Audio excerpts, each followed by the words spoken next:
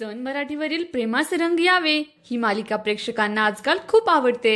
मालिकेतील सगळीच पात्र, सगळेच कलाकार प्रेक्षकांचे फेवरेट बनलेत। परंतु काही दिवसांपूर्वी अचानक मालिकेत अक्षराची भूमिका साकारणारी मुख्य अभिनेत्री अमिता कुलकर्णीने मालिका सोड चिठ्ठी दिली आणि तिच्या जागी अभिनेत्री अमृता फडके आली।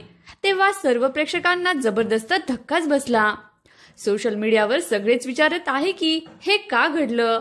अमिता कुलकर्णीने मालिका का सोडली? तिला मालिकेतून काढून टाकलं का? याचं कारण आहे काय तरी? आता स्वतः अभिनेत्री अमिता कुलकर्णीने सोशल मीडियावर एक पोस्ट शेअर करत एक व्हिडिओ शेअर केलाय आणि सगळा खुलासा केलाय।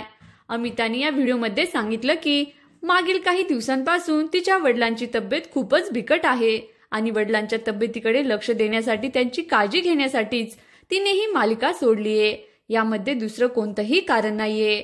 अमिता कुलकर्णी सर्वांची फेवरेट अभिनेत्री आहे।